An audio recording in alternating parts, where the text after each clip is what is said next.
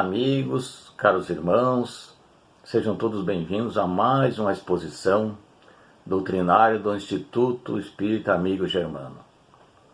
Vamos tratar hoje sobre o seguinte tema: a beneficência exclusiva, que está referenciada lá no capítulo 13, item 20, do livro Evangelho segundo o Espiritismo, de Allan Kardec, com a seguinte pergunta: é acertada a beneficência quando praticada exclusivamente entre pessoas da mesma opinião, do mesmo credo, da mesma cor, enfim, até do mesmo partido? Pois bem, acreditamos que não. Pois partindo do princípio de que todos nós somos filhos, como cristãos, do mesmo Pai, de que Deus é o nosso único Pai, deduzimos daí que, naturalmente, somos todos irmãos, pois somos filhos do mesmo Pai. Portanto, por sermos irmãos, independente da religião que seguimos, das preferências, raça ou cor, o verdadeiro cristão socorre a todos, inclusive até seu próprio inimigo, caso tenha, né? Obedecendo aí um dos preceitos de Jesus que nos deixou. Além de não distinguirmos a quem socorrer, devemos ter o cuidado para evitar o exibicionismo. E aí lá em Mateus, no capítulo 6 da Bíblia, temos: quando você der esmola, não anuncie isso com trombetas, como fazem os hipócritas nas sinagogas e nas ruas, a fim de serem honrados pelos outros. Mas quando você der esmola, que a sua mão esquerda não saiba o que está fazendo a direita. Desta forma, preste a sua ajuda em segredo, pois seu Pai, que tudo vê, tudo que é feito em segredo, o recompensará. Interessante, né? Lembremos também dessa frase: faça o bem e não olhe a quem. E agora, nesses últimos tempos, com essa pandemia, enfim, com o advento da pandemia, e também com os rigores desse inverno que tem sido feito, muito frio, dias chuvosos, com pouca luz solar, existe uma tendência natural das pessoas ficarem mais recolhidas em suas casas, né, em seus abrigos, e por conseguinte mais solitárias. Pensando nisso, o Instituto Amigo Germano desenvolve uma campanha cujo slogan é: não seja solitário, seja solidário. Porque quanto mais nos enclausuramos fisicamente e também até psicologicamente, mais nos isolamos e ficamos a sós e podemos até inclusive entrar aí num processo depressivo. E com isso, muitas vezes deixamos de ver as necessidades bem próximas a nós, de nossos amigos, de nossos irmãos, sejam elas materiais e até emocionais. Nós acabamos ficando alheios a essas necessidades. E ao praticarmos a solidariedade, nas suas mais variadas formas, seja ela através de um trabalho voluntário, uma visita a uma casa de acolhimento, ou uma casa espírita, né? Uma ajuda qualquer a um irmão carente, seja fazendo inclusive uma prece, na intenção de que nossos benfeitores espirituais possam intervir em favor daqueles que ainda relutam em progredir e evoluir moralmente. Uma simples palavra de ânimo, muitas vezes, de conforto, dirigida a alguém que encontra-se em dificuldade emocional, já teria uma diferença muito importante na vida desse nosso irmão. Muitas vezes um ombro amigo já é o suficiente. Todas essas ações, iniciativas vão certamente amenizar não só o sofrimento alheio, mas também a nós, porque servirão de bálsamo, de certa forma de um tranquilizante para as nossas angústias da nossa alma, para nossas inquietações, e um potente remédio para a depressão e também para a solidão. Deus nos criou para convivermos uns com os outros e não para vivermos só. Porque ninguém vive só, ninguém se basta, né? Sempre vamos depender uns dos outros, independente do nosso círculo de amizade. E lá no livro Tiago, no capítulo 2 da Bíblia também, Jesus afirma, muito importante isso, a fé sem obras é uma fé morta. É uma simples frase, mas que engloba e transmite uma grande mensagem a todos nós. Por quê?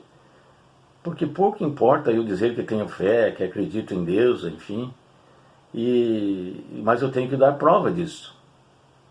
Eu preciso demonstrar isso na prática, através das nossas ações meritórias em favor do próximo, seja ele quem for, sem distinção, como já vimos antes.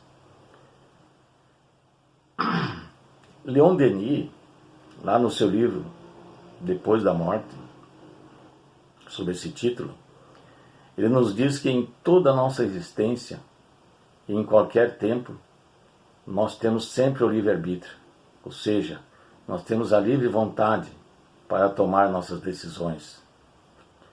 Ou seja, temos toda a liberdade para escolhermos o nosso destino e também para modificarmos as nossas tendências, seja neste mundo ou inclusive depois da morte deste corpo físico, na outra dimensão.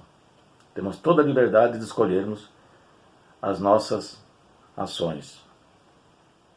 E dependendo de nossas escolhas, vamos nos elevar para mais próximo de Deus, porque esse é o nosso destino, de chegar próximo a Ele. Dependendo então de nossas escolhas, nós vamos chegar com maior ou menor rapidez junto a Ele. E isto só se consegue com muito trabalho e muita superação das nossas provações. E o que seria esse trabalho? O trabalho nada mais é do que a prática do bem, através da beneficência, da caridade, da solidariedade. E como Jesus disse, ame a Deus sobre todas as coisas e ao próximo como a ti mesmo. Muito boa essa reflexão. É o mandamento que Jesus nos trouxe, o único mandamento. Sempre que possível, é bom revermos nossas prioridades. Nossa dedicação está balanceada entre o ter e o ser, né? Ou seja, entre os bens materiais e o bem maior, que é o nosso bem espiritual. Muito bem. E para concluir, na questão 642 do Livro dos Espíritos, Kardec pergunta: basta apenas não fazer o mal para ser agradável a Deus? E a resposta, óbvio, que foi não. É preciso exercitar o bem em toda a sua plenitude, no limite de nossas forças, pois cada um responde pelo mal que resulta do bem que deixou de ser feito. Vejamos, não basta, vou repetir, ser apenas agradável a Deus e não fazer o mal. Necessitamos sempre praticar o bem. Portanto, praticamos o bem sempre e estaremos assim executando a nossa obra em prol do progresso evolutivo moral de todos, evitando assim a beneficência exclusiva ou seletiva. E assim, meus irmãos, concluímos mais esta exposição, esperando que sirva para uma reflexão a respeito das mensagens aqui expostas, através da nossa doutrina espírita, que traz e que sempre coloca em evidência que não podemos fazer com que a beneficência seja exclusiva, apenas para um grupo de pessoas que a gente se afina, e sim inclusiva, ou seja, para todos. E que assim seja.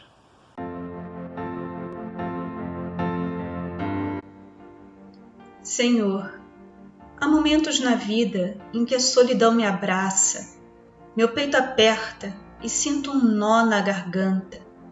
Parece que o mundo desaba ao meu redor e a melancolia me envolve em suas tramas. Fazei, Senhor, que eu seja capaz de perceber que mesmo quando todas as cores desaparecem, a vida tem um encanto sem igual.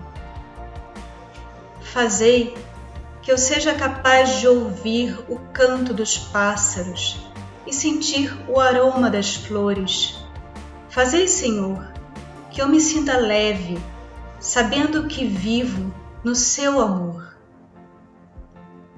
Que a solidão deixe de me amedrontar, que eu perceba que eu sou capaz de emergir das águas e renascer para um mundo de cores.